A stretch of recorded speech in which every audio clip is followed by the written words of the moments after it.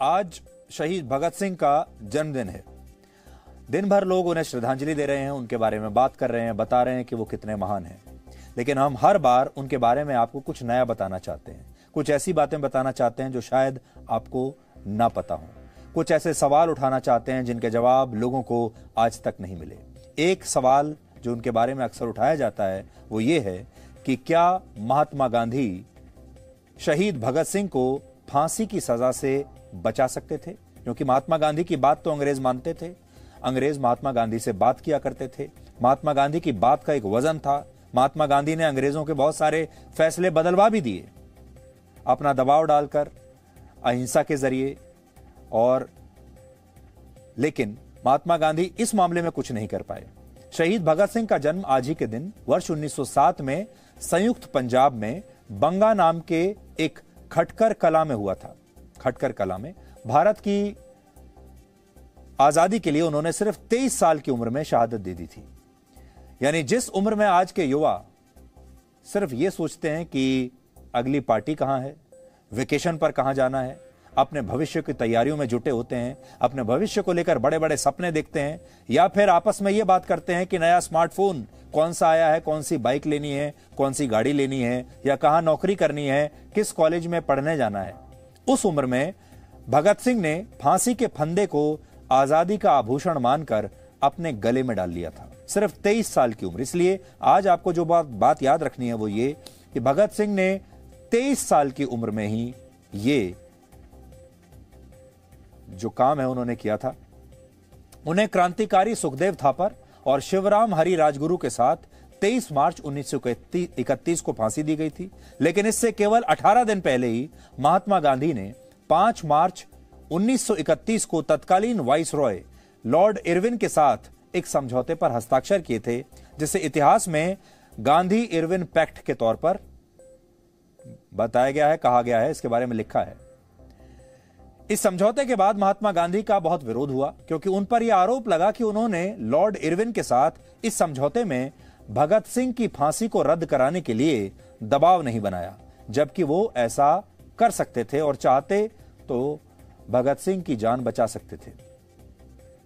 महात्मा गांधी ने ब्रिटिश सरकार के खिलाफ वर्ष 1930 में जो सविनय अवज्ञा आंदोलन चलाया था वो कुछ ही महीनों बाद बहुत मजबूत हो गया था। इस आंदोलन के दौरान ही महात्मा गांधी ने 390 किलोमीटर की दांडी यात्रा निकाली और उन्हें 4 मई 1930 को गिरफ्तार कर लिया गया था।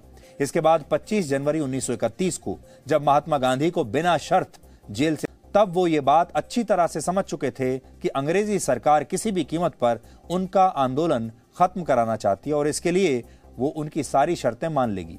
और फिर 5 मार्च 1931 को हुआ भी यही। लॉर्ड इरविन ने नमक कानून और आंदोलन के दौरान गिरफ्तार हुए तमाम नेताओं को रिहा करने पर अपनी सहमति दे दी और महात्मा गांधी अपने आंदोलन को वापस लेने के लिए राजी हो गए। यानी दोनों के बीच समझौता हो गया, कॉम्प्रोमाइज हो गया। अंग्रेजों ने कह दिया कि हमने जितने नेताओं को जेल में डाला है उन सबको रिहा कर देंगे, बदले में आप अपना आंदोलन वापस ले लीजिए। और इस समझौते में भगत सिंह की फांसी का कहीं कोई जिक्र नहीं हुआ। ऐसा क्यों हुआ? 1996 में आई एक पुस्तक the trial of Bhagat Singh में वकील और लेखक एजी नूरानी लिखते हैं कि महात्मा गांधी ने अपने पूरे मन से भगत सिंह की फांसी के फैसले को टालने की कोशिश नहीं की। कोशिश तो की, लेकिन दिल से नहीं की।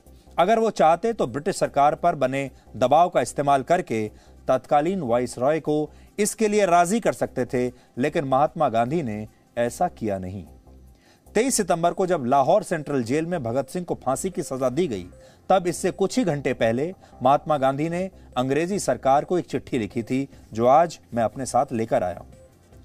इस चिट्ठी में उन्होंने लिखा है कि ब्रिटिश सरकार को फांसी की सजा को, भगत सिंह की फांसी की सजा को कम सजा में बदलने पर विचार करना चाहिए। यानी फांसी की सजा को माफ कर दिया जाए और भगत सिंह को कोई और सजा दे दी जाए जिससे वो जिंदा रहे।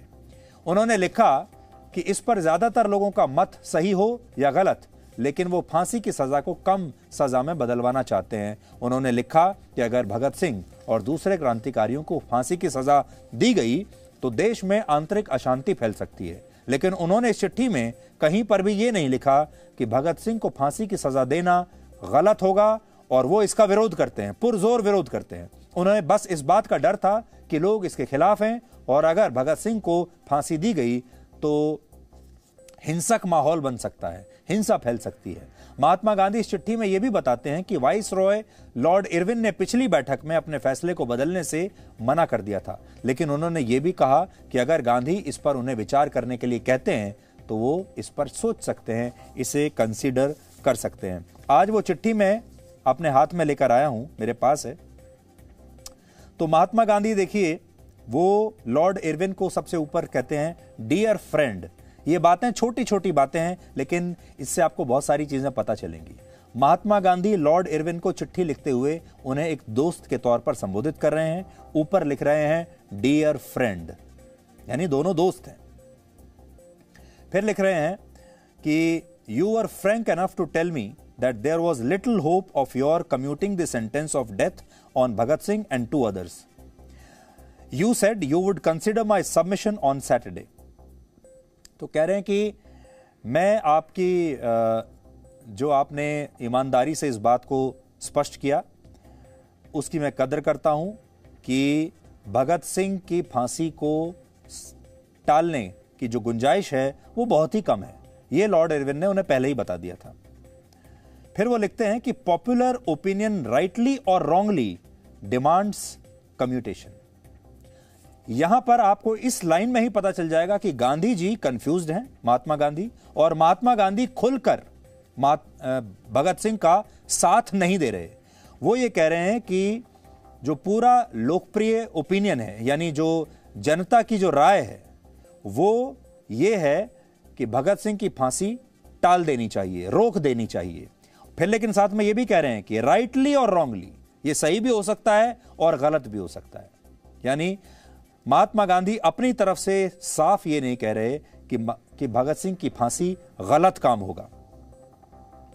तो कह रहे हैं when there is no principle at stake it is often a duty to respect it, कि अगर बहुत ज्यादा आपके कोई सिद्धांत ताक पर नहीं लगे हुए हैं तो फिर जो जनता चाहती है उसे मान लेना चाहिए। फिर कह रहे हैं कि in the present case the chances are that if commutation is granted internal peace is most likely to be promoted. इससे शांति बनी रहेगी अगर फांसी को रोक दिया जाता है तो, और in the event of execution अगर फांसी दी गई तो peace is undoubtedly in danger, तो शांति जो है वो खतरे में पड़ जाएगी, यानी माहौल हिंसक हो जाएगा। Since you seem to value my influence such as it is in favour of peace, do not please unnecessarily make my position difficult, as it is almost too difficult for future work. तो जब पूरा आप पढ़ेंगे इस चिट्ठी को तो इसमें आपको यह लगेगा कि महात्मा गांधी ने यह चिट्ठी सिर्फ लिखने के लिए लिखी कि मैंने चिट्ठी लिख दी है, अब आगे अंग्रेजों की मर्जी, ये इस भाव के साथ लिखी गई है। लेकिन महात्मा गांधी भी कहीं भी अड़े नहीं, महात्मा गांधी ने कहीं भी जोर नहीं दिया, महात्मा गांधी ने कहीं भी यह नहीं कहा कि मैं भगत सिंह के पीछे खड़ा हूं, भगत सिंह सही हैं, भगत सिंह को रिहा किया जाना चाहिए, और अगर आपने भगत सिंह को रिहा नहीं किया तो हम अपने आंदोलन को तेज कर देंगे, देश में आग लग जाएगी, देश में हिंसा फैल जाएगी। इस भाषा में महात्मा गांधी ने यह चिट्ठी नहीं लिखी। इसलिए हम ये कह रहे हैं कि यह चिट्ठी बहुत ही चालाकी से लिखी गई चिट्ठी है, जिसमें महात्मा गांधी शायद ये चाहते होंगे, अगर मैं ये कह सकूं तो, हालांकि उस समय के जो लोग हैं वो ज्यादा बेहतर बता पाएंगे, वो ये चाहते होंगे कि वो चिट्ठी भी लिख दें और फांसी भी ना रुके। फांसी के 3 दिन बाद जब 26 मार्च 1931 को कराची में कांग्रेस का अधिवेशन शुरू हुआ, उस समय महात्मा गांधी के फैसले से नाराज लोगों ने उन्हें काले झंडे दिखाए। कहा तो यह भी जाता है कि महात्मा गांधी इस विरोध से बचने के लिए ट्रेन में भगत सिंह के पिता को अपने साथ ले गए थे, और उन्होंने इस अधिवेशन के दौरान एक प्रस्ताव में भगत सिंह के भी कुछ विचारों को शामिल करने पर अपनी सहमति दी थी, जिससे उनके खिलाफ नाराजगी कम हो सके। 3 पॉइंट्स में कहें तो महात्मा गांधी अगर भगत सिंह को बचाना चाहते तो वो लॉर्ड इरविन के साथ समझौते पर हस्ताक्षर करने से इनकार कर सकते थे, और कह सकते थे, शर्त रख सकते थे कि वो हस्ताक्षर तब करेंगे जब भगत सिंह की फांसी माफ होगी।